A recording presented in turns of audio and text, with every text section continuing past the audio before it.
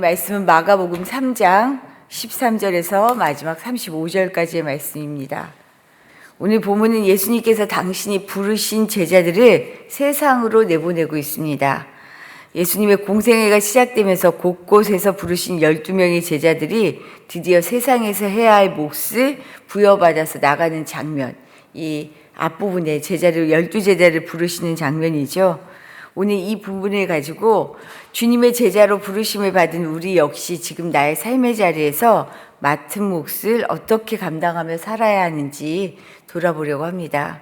먼저 우리가 작은 예수입니다. 참 부담스러운 말이죠. 그런데 작은 예수 맞습니다. 예수님께서는 공생애를 시작하시면서 제자들을 하나하나 부르셨어요.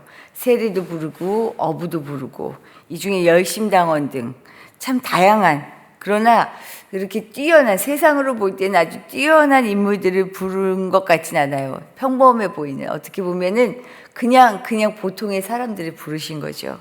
이들을 불러 당신과 함께 먹고 자고 함께 일하며 울고 웃는 공동체를 이루셨습니다.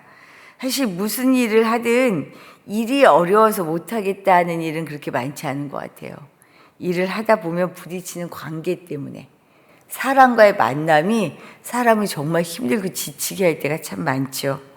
하물며 다른 일을 하고 관심사도 전혀 달랐던 이들이 예수님 한 분 바라보고 지금 함께 동락하면서 얼마나 많은 부침이 있었을까 가히 상상이 가능합니다. 12명이 모여있는 와중에 어떤 사람들은 형제였던 야고보와 요한은 엄마와 함께 앞으로 자기가 앉게 될 자리, 자신들의 자리를 막 얘기하잖아요. 부탁도 하고, 하나는 우편에 좌편에. 이 일 때문에 또 다른 제자들은 정말 열받았죠. 막 울그락불그락 했어요. 이게 이들이 살아왔던 모습들이에요. 그리고 어떻게 보면 이게 사람의 모습이죠. 교회 공동체로 모였지만 여전히 십자가에 우리를 내려놓지 못해서 얼마나 서로가 서로를 상처를 주고 상처를 받고, 그래서 처음 믿는 사람들 같은 경우 가장 어려움이 그건 것 같아요. 교회 공동체로 오면 어떻게 교회가 이럴 수 있어요? 어떻게 교회에서 사람들이 이래요? 이런 말 참 많이 하잖아요. 그러면 또 대답을 그렇게 해요. 사람들이 모였잖아요. 사람들이 원래 그러잖아요. 맞습니다. 인생이라는 게, 사람이라는 게 이렇게 부족하고 사람이 참 바로 서는 게 이렇게 쉽지가 않아요.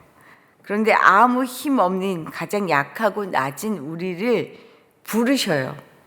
하나님은 굳이 우리를 부르셔서 우리를 사용하십니다. 당신의 권능을 주셔서 우리 힘으로는 할 수 없는 일을 오늘도 보면 예수님처럼 하라고 얘기하셔요. 14절 15절 말씀을 한번 볼까요? 14절 15절입니다. 우리 같이 읽어보죠. 이에 12를 세우셨으니 이는 자기와 함께 있게 하시고 또 보내사 전도도 하며 귀신을 내쫓는 권능도 가지게 하려 하심이러라. 당신이 하셨던 일을 똑같이 제자들도 하게 하셔요. 이 부족한, 늘 다투고 자기 자리 생각하고 뭔가 정말 어설픈 이들을 부르셔서 이들을 자기가 했던 일들을 맡게 하셔요. 이전까지는 어부였고 욕바지였던 세리로 살던 이들이 예수님의 부르심을 통해서요, 귀신을 쫓아내고 병들고 약한 자들을 고치는 권능을 부여받게 됩니다. 그러면서 이들의 이름을, 제자들의 이름을 일일이 다시 부르셨죠. 오늘 말씀을 보면 이들의 이름을 다시금 불러주십니다.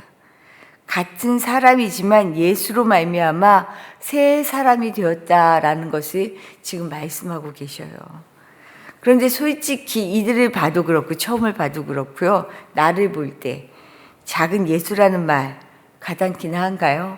항상 부담스럽죠. 이런 말 아니야, 이런 생각 들잖아요. 그럼에도 불구하고 굳이 주님은 당신의 제자들에게 당신이 하셨던 일을 그대로 하게 하십니다. 이 말씀은 지금 우리에게도 동일하게 적용이 되는 부분이에요. 천국을 전파하고 주의 이름으로 몸과 마음을 치유케 하는 아주 특별한 주님의 일이 이제 우리의 일이라고 지금 말씀하십니다. 이런 권능을 받고 갔지만 제자들 어땠죠? 스스로도 내가 이걸 할 수 있을까 싶었을 거예요. 그리고 실제로 갔는데 귀신을 좀 쫓아달라고 했는데 제자들 못했거든요. 이게 실상이었어요. 실제 제자들은 예수님이 계시지 않으면 예수님처럼 귀신을 내쫓는 일에 실패했던 경험도 수두룩합니다. 스스로 부족한 것을 아는데 굳이 예수님이 그 일을 똑같이 하라고 할 때 제자들의 마음은 어땠을까? 그리고 우리는 지금 어떤 마음으로 제자로 서기를 원하고 있는가? 내가 하려고 하면요, 난 아무것도 할 수 없는 사람입니다. 이건 분명히 알아야 해요. 내가 하려고 하면 우리는 아무것도 할 수 없어요. 우린 그런 무능한 사람입니다. 그러나 하나님이 이제 네 차례야 라고 말씀하시면요, 그냥 내 차례인 줄 알고 그 말씀에 순종할 수 있는 사람, 그 사람이 하나님의 일을 하는 사람입니다. 이것이 작은 예수의 삶이에요. 작은 예수의 삶은 우리가 잘나서 우리에게 능력이 있어서가 아니고요, 우리를 통해 일하실 하나님의 능력을 신뢰하는 것에서 시작이 됩니다. 제자들의 자충우돌 사역이 지금 시작된 거예요. 주님께 권능을 받고 나아가지만 진짜 이들이 이때부터 권능을 그대로 힘있게 사용하지 못했어요. 이들이 언제부터 이렇게 빛을 발했죠? 예수 십자가를 지고 난 이후 부활을 경험하고 난 다음이에요. 그 사이에 얼마나 많은 좌충우돌이 있었어요. 심지어 예수님 모른다 그러고 팔아먹기도 하고. 그 부활을 보고 나서도요, 베드로가 나중에 이방인과 함께 하는 것이 하나님의 뜻임을 알고 함께 한 후에도요, 나중에 사람 눈치 보다가 도망도 갔어요. 사람 그래요. 그렇게 부족해요. 하지만 우리가 붙잡고 있어야 하는 게 뭐라고요? 내가 하는 것이 아니고요, 우리를 통해, 나를 통해 일하실 하나님에 대한 신뢰, 이것으로 그냥 네 차례야 해라고 하면 할 줄 아는, 그냥 무턱대고 할 줄 아는 믿음으로 나아가는 그 믿음이 우리를 예수로 살게 하신다라는 거죠.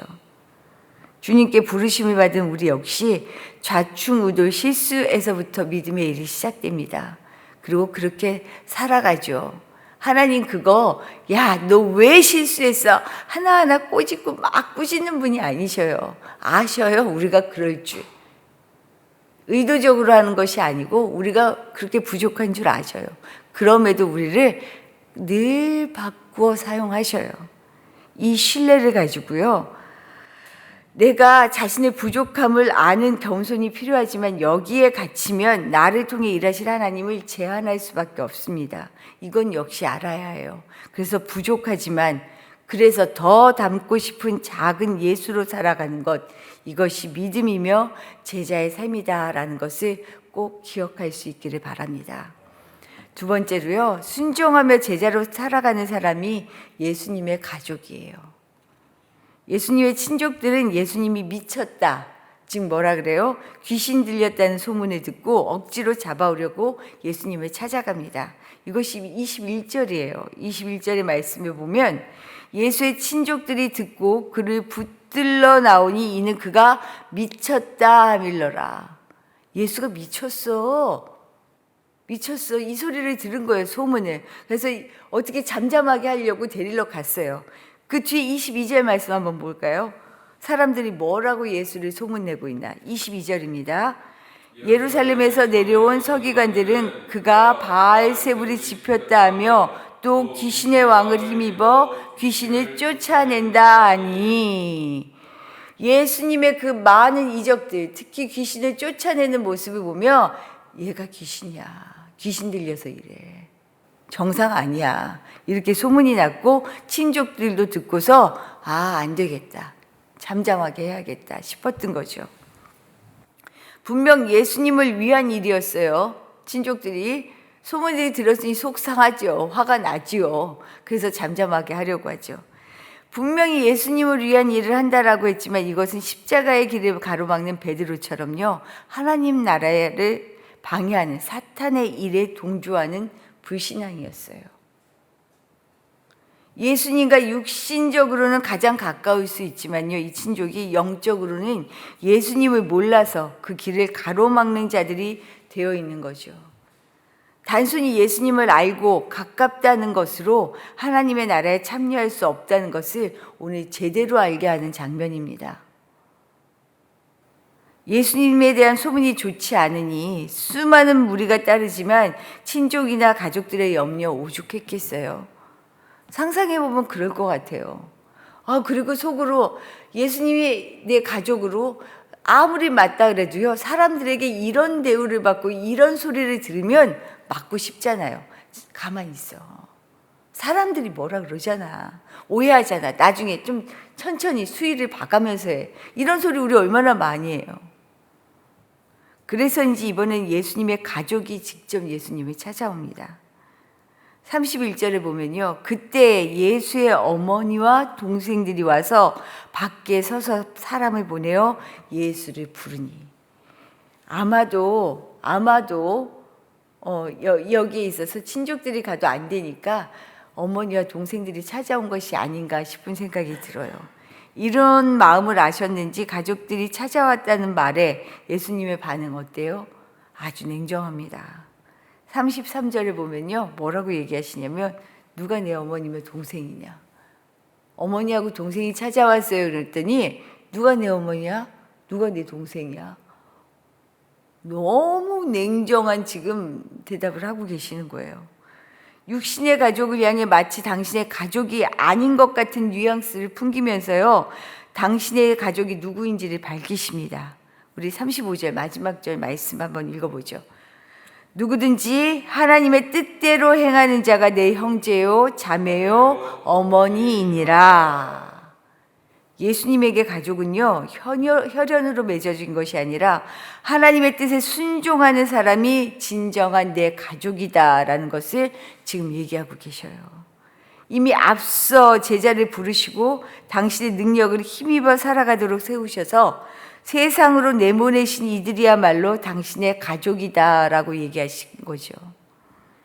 우리가 작은 예수로 살아갈 때 하늘 아버지의 자녀로 예수 안에서 한 가족이라는 말씀을 지금 하고 계시는 것입니다.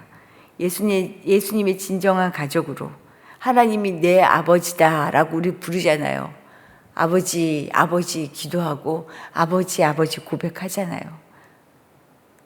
하나님께서 그래 맞아, 네가 내 자녀야, 내 딸이야, 내 아들 맞아. 그런데 진정한 가족은 내 뜻대로 행하는 자가 내 가족이야 라는 것을 오늘 알려주시죠. 예수님의 진정한 가족으로 살아가는 기쁨을 누릴 수 있기를 바라요.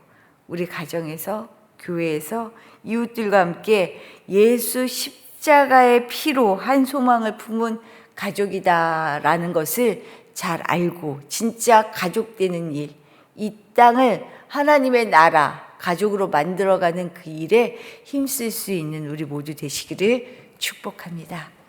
주신 말씀 생각하며 기도하도록 할게요. 부족하지만요, 진짜 아무것도 아닌 내가 작은 예수로 살라 말씀하십니다. 하나님, 내가 어떻게 해요? 이 말씀 우리 이제 거두고요. 알겠습니다. 내가 그 주님 신뢰하면서요, 분명히 내가 잘나서가 아닌 것 아는데 하나님 나 통해서 일하고 싶어 하시죠? 이 마음으로 주님께 순종할 수 있는 사람 되게 해달라고 기도하시기를 부탁드리고요. 그리고 정말로 하나님 나라에 내가 가족으로, 주님의 딸로, 아들로 살아갈 수 있게 주님 나를 붙잡아 주시고 인도해 주십시오. 기도하시기를 부탁드립니다. 오늘은 우리 교회를 위해 기도하는 날이에요. 우리 교회가 바로 이런 예수를 따라 순종하는 공동체에 정말 모델이 되었으면 좋겠어요. 이 땅을, 이 교회, 우리 교회부터 정말로 예수의 피로 가족되는 것이 무엇인지가 보여지고 알아지고 모델이 되어지고, 그리고 이 일을 해낼 수 있는 능력이 있는 교회 되게 해달라고 우리 교회를 위해, 우리 교회의 사역을 위해. 그래서 2024년 우리가 이웃과 함께 울고 웃을 수 있는 교회 되게 해달라고 기도하시기를 부탁드립니다. 기도드리겠습니다.